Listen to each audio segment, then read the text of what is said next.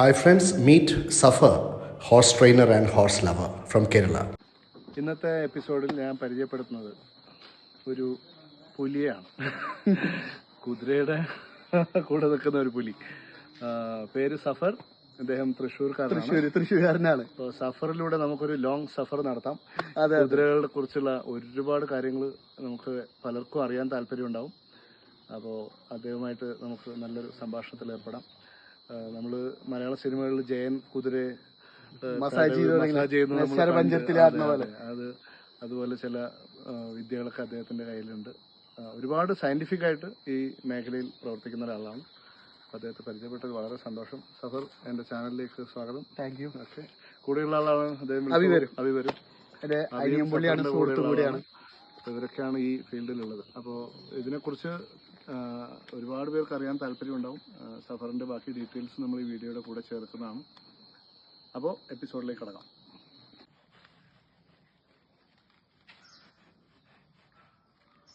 കുതിരക്ക് ദേഷ്യം വരുന്നത് എങ്ങനെ നമുക്ക് മനസ്സിലാവും? നമ്മുടെ ദേഷ്യം എന്ന് വെച്ച് കഴിഞ്ഞാൽ ചെവി ഇവരുടെ ഇപ്പൊ ഇത് നോർമലാണ്.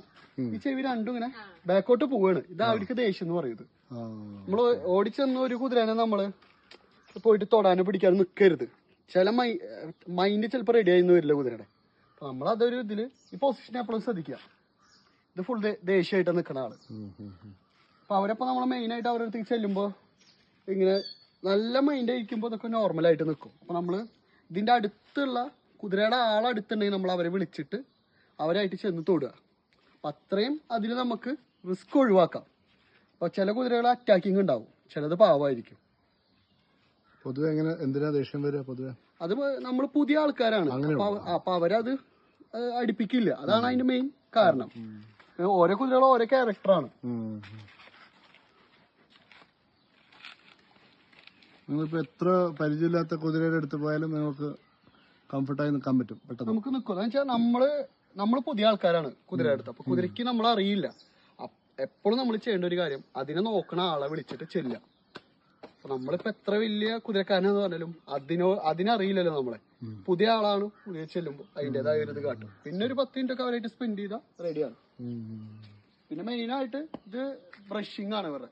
ബ്ലഡ് സർക്കുലേഷൻ കൂടും ഇവരുടെ ബ്രഷിംഗ് ചെയ്യുമ്പോൾ. അതുപോലെ ഇതിൽ നമ്മളിങ്ങനെ രോമങ്ങൾ പുതിയത് പോകുന്തോറും അടുത്തത് വരും.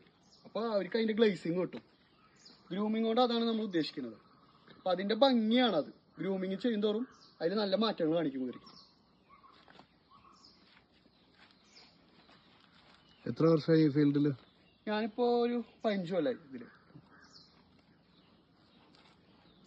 എന്തൊക്കെയാ ചെയ്യുന്നത് കുതിര റിലേറ്റഡ് ആയിട്ട്? ഞാന് ഹോഴ്സ് സെയിലുണ്ട്, പ്രോഗ്രാം ഉണ്ട്, പിന്നെ ട്രെയിനിങ് ചെയ്ത് കൊടുക്കുന്നുണ്ട് സ്റ്റുഡൻസുകൾക്ക് ഉണ്ട്. പിന്നെ ഹോഴ്സിനെ ഇപ്പോ വേറെ ആരെങ്കിലും വാങ്ങിച്ചിട്ട് അവർക്ക് അത് പറ്റണില്ല, പ്രശ്നങ്ങളാന്ന് പറഞ്ഞാൽ നമ്മളത് റെഡിയാക്കി കൊടുക്കും. പിന്നെ ബേബീസ് നമ്മൾ കൊടുക്കാറുണ്ട്. അപ്പൊ അവര് ആ കറക്റ്റ് ആ ടൈം ആകുമ്പോൾ നമ്മളിലേക്ക് കൊടുന്നു തന്നാൽ അവർക്ക് അത് സവാരി ആക്കിയിട്ടുള്ള രൂപാക്കി കൊടുക്കും നമ്മൾ.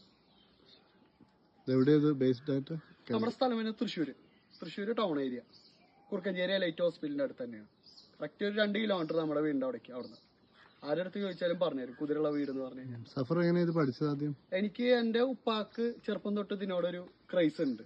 പിന്നെ ഞാനിത് ഓട്ടോമാറ്റിക് ഇതിലേക്ക് വന്നു. ഉപ്പയും സപ്പോർട്ടാണ്, ഫാമിലി എല്ലാവരും സപ്പോർട്ടാണ് എനിക്കിതില്. പിന്നെ ഒരാളെ പരിചയപ്പെടുത്തണ്ട വാ. ഇതെന്റെ സുഹൃത്തും പിന്നെ ഒരു അനിയനും കൂടിയാണ്. അബീബ് എന്നാണ് പേര്. ആളിപ്പോ +1 പഠിക്കുന്നു. അപ്പൊ ആളുടെ കയ്യിലൊരു ഹോഴ്സ് ഉണ്ട്, സിദ്ധ എന്ന് പറയുന്നത്. അപ്പൊ അതിന്റെ കാര്യങ്ങളൊക്കെ ഇതായിട്ട് ഇപ്പൊ എന്റെ കൂടെ ഒരു പുള്ളി ഇങ്ങോട്ട് വരുന്നുണ്ടെന്ന് പറഞ്ഞപ്പോ, ഇങ്ങനെ റൈഡിങ് ഉണ്ടെന്ന് പറഞ്ഞപ്പോ പുള്ളി എന്റെ കൂടെ വന്നു.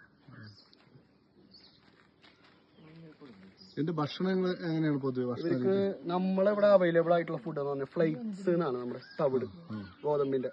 അത് പിന്നെന്ന് വെച്ച് കഴിഞ്ഞാൽ നമുക്ക് ഇവിടെ അവൈലബിൾ ആയിട്ടുള്ള ഫുഡ് എന്ന് പറഞ്ഞാൽ നാച്ചുറൽ എന്ന് വെച്ച് കഴിഞ്ഞാൽ കടല, ഗോതമ്പ്, ചെറുപയർ, അതൊക്കെയാണ് നമ്മൾ കൊടുക്കാറ്. ഇപ്പൊ ഹോഴ്സിന്റെ ഫീഡുകൾ വരുന്നുണ്ട്. നമുക്ക് അവൈലബിൾ ആയിട്ടുള്ള ഫുഡ് കൊടുത്ത് പഠിപ്പിക്കുക കുതിരയ്ക്ക്. അതാവുമ്പോ നമുക്ക് ഇത് കിട്ടാണ്ട് വരില്ല. അപ്പൊ ഫീഡൊക്കെ ആണെങ്കിൽ കറക്റ്റ് അത് വരുന്ന ടൈം ചിലപ്പോൾ നിന്ന് പോയാൽ നമുക്കത് പറയാൻ പറ്റില്ല. അപ്പൊ വീണ്ടും ബോഡി ഡൗൺ ആയി വരും. അപ്പൊ നമ്മുടെ ഇതിക്ക് പരമാവധി ഇതാക്കുക. ഇപ്പൊ ഇവന് കൊടുക്കുന്ന ഫുഡ് എന്ന് പറഞ്ഞു കഴിഞ്ഞാൽ ഫ്ലേക്സ് ഒരു 2 കിലോ, പിന്നെ കടല, ചെറുപയർ, മുതിര. പിന്നെ ആ ഫീഡിങ് കഴിഞ്ഞ് കഴിഞ്ഞാൽ നേരെ ഇവനെ ഇവിടെ കൊണ്ട് കെട്ടും. ഇവിടെ പറമ്പിൽ അവിടെ എവിടെയും കൊണ്ട് കെട്ടും. പിന്നെ ഒരു ഉച്ചയാകുമ്പോൾ ഒരു വെള്ളം കൊടുക്കണം. വെള്ളം നന്നായി കുടിക്കണം കുതിര. അതാണ് ഇതിന്റെ.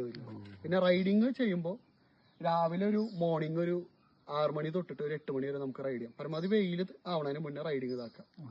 റൈഡിങ് കഴിഞ്ഞ് വന്നു കഴിഞ്ഞാൽ കുതിര ബ്രീത്ത് കൂടുതലാണ് ഇവർക്ക്. അപ്പൊ ബ്രീത്ത് നിന്ന് കഴിഞ്ഞിട്ടാണ് ഇവർക്ക് നമ്മളൊരു 1 hour കഴിഞ്ഞിട്ട് വെള്ളം കൊടുക്കുക ഹോഴ്സിന്. പിന്നെ റൈഡ് ചെയ്യുമ്പോൾ എപ്പോഴും നമ്മൾ എന്താ പറയുക കംഫർട്ടായിട്ട് ശ്രദ്ധിക്കണം. ഇതിന്റെ സാഡ്ലിങ് അത് കറക്റ്റ് ബെൽറ്റ് ഒക്കെ ചെക്ക് ചെയ്യണം നമ്മളിതിൽ. നമ്മളെപ്പോഴും ഇതിപ്പോ ചിലപ്പോൾ അത് വിട്ടു പോവും അങ്ങനെയൊക്കെ ശ്രദ്ധിക്കണം. അപ്പൊ അത് ചെക്ക് ചെയ്തല്ല A to Z കുതിര ഓക്കെയാണ്. കുതിര നമ്മൾ 2 റൗണ്ട് നടത്തണം ആദ്യം. അതെന്താണ് എന്തെങ്കിലും വല്ല പ്രശ്നങ്ങളുണ്ടോ എന്ന് അറിഞ്ഞിട്ട് നമുക്ക് ചൂസ് ചെയ്താൽ നമ്മളെ ബെറ്റർ ആണത്.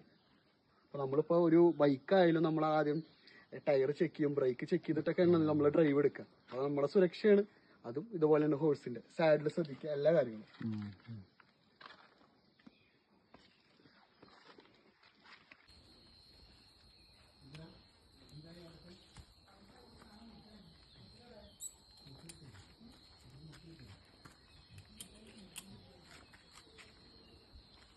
നമ്മളെ ജയങ്കാറിനത് ഇങ്ങനല്ലേ,